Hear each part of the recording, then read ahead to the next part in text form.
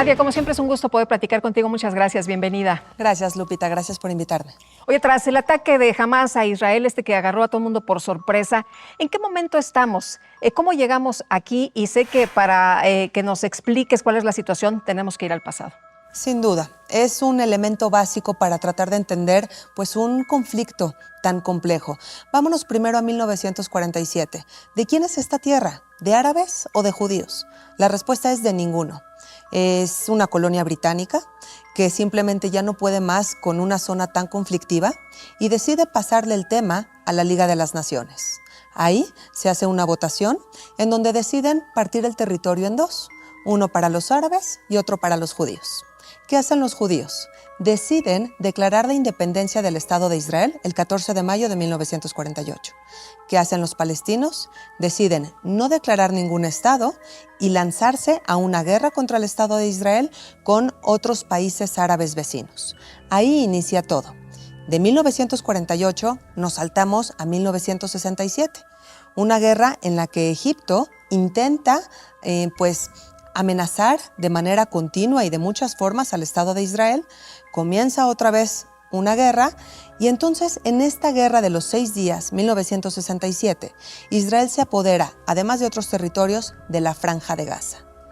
Pero es una zona otra vez que causa conflicto, hay revueltas, hay descontento y entonces en el año 2005, Ariel Sharon, primer ministro de Israel, decide salirse de manera completa y absoluta de la Franja de Gaza.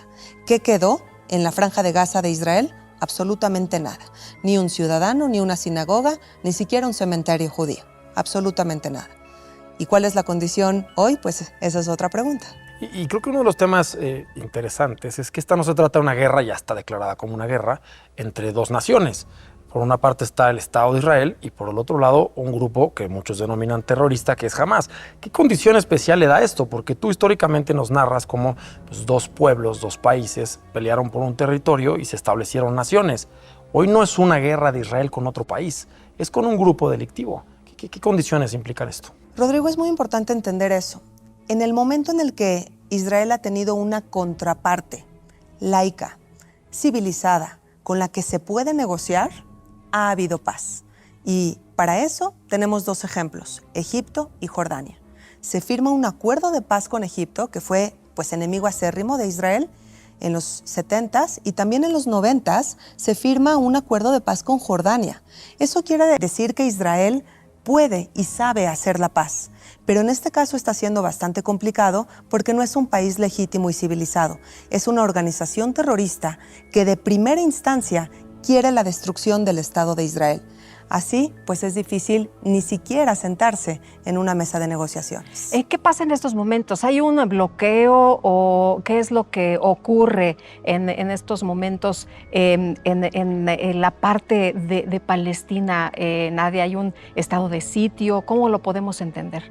Hay muchas personas que acusan al Estado de Israel de hacer una ocupación, de tener una ocupación sobre Gaza.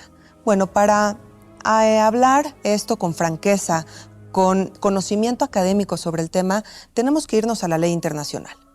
Y la ley internacional dice que un país ocupa a otro cuando tiene presencia militar en ese determinado país y cuando tiene un gobierno, su propio gobierno instalado en ese país.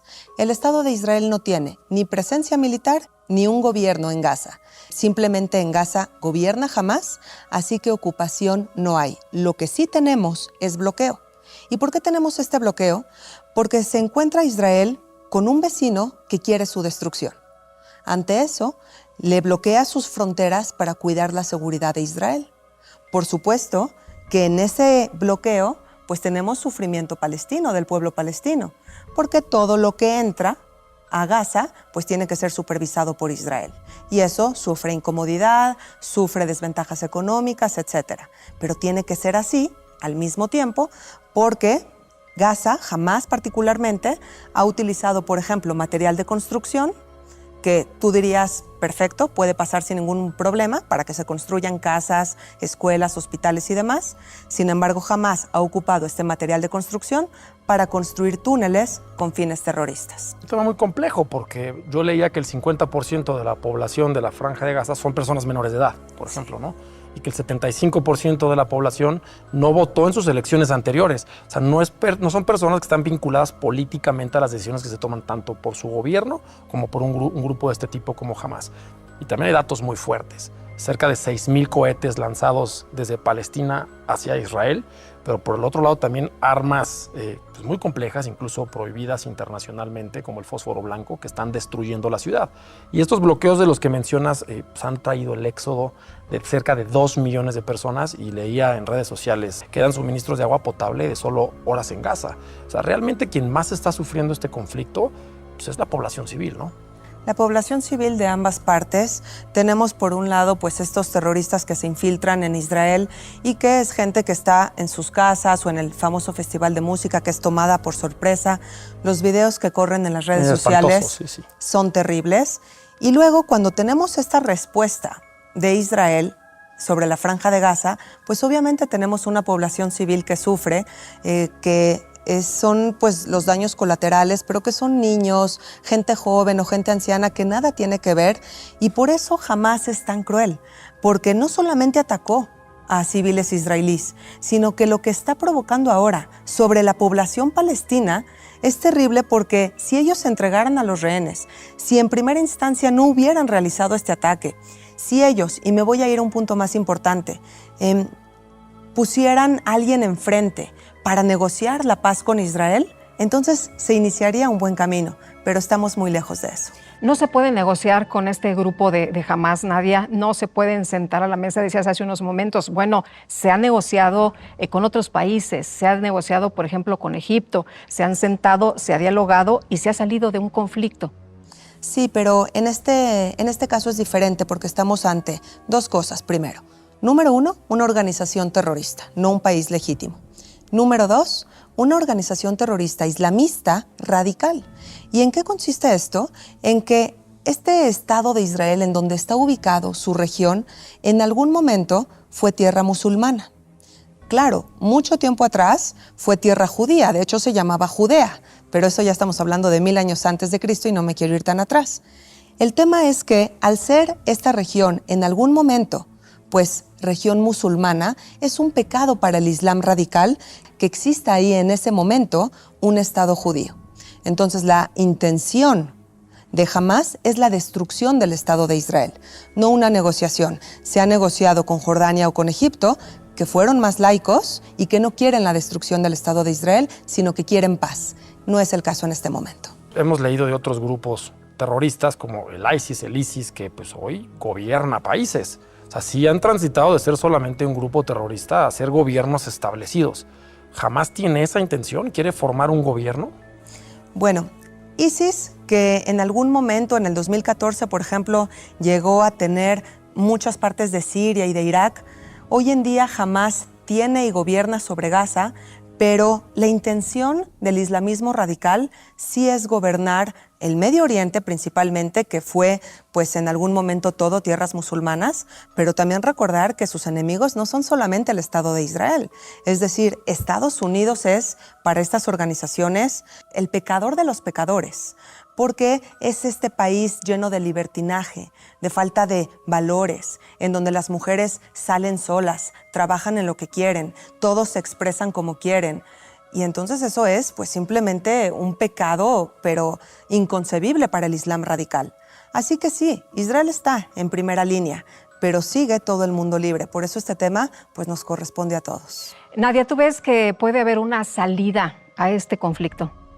El conflicto sin duda como ya empezó, va a terminar, porque para el Estado de Israel es muy difícil mantener este Estado. Recordemos que son más de 300,000 reservistas que fueron arrancados de la población para ir al frente y para que lleven a cabo sus roles como soldados. Este es un golpe económico para el Estado de Israel, pero no se ve a corto plazo esta salida. ¿Por qué? Porque tenemos a Hezbollah, otra organización terrorista, en el norte. de Israel, es decir, en el sur del Líbano, en donde ya hay una actividad militar y esperemos que no escale. Pero Hezbollah, que también está apoyado por Irán, pues es una organización fuerte, poderosa, rica, que amenaza a Israel y que nos encontramos entonces ante más frentes que pueden ser bastante peligrosos y pueden hacer que este conflicto escale a un mayor nivel. Claro que esa es la pregunta de la mesa, ¿no? ¿De dónde obtienen dinero estos grupos criminales? Hay países atrás que están financiando. Y la gran duda que está también en la mesa es este éxodo de cerca de 2 millones de personas. ¿Dónde está la Liga Árabe? ¿A dónde están yendo todas estas personas civiles que no tienen literal en dónde dormir, dónde comer? Qué bueno que lo mencionas, porque ese sería el principio de una solución. Que estos 2 millones de personas sean absorbidos por Jordania, Irak, Siria, Líbano, Egipto, porque simplemente son hermanos árabes y les merecen y les deben esta ayuda a estos palestinos que en un inicio comenzaron a sufrir porque perdieron una guerra en 1948, pero después no los absorbieron en ningún país. Así que sí, sufren y son refugiados, pero son los países árabes quien debe absorberlos. ¿Y qué tenemos? A un Al-Sisi, presidente de Egipto, que dice, no, para aquí no vengan. Entonces se perjudica más la situación todavía. Pues Nadia, te agradecemos mucho que has platicado con nosotros y con nuestro auditorio para que entendamos bien qué es lo que está ocurriendo. Muchísimas gracias, buenas noches. Gracias, Lupita, hasta la próxima. Gracias. Muchas gracias.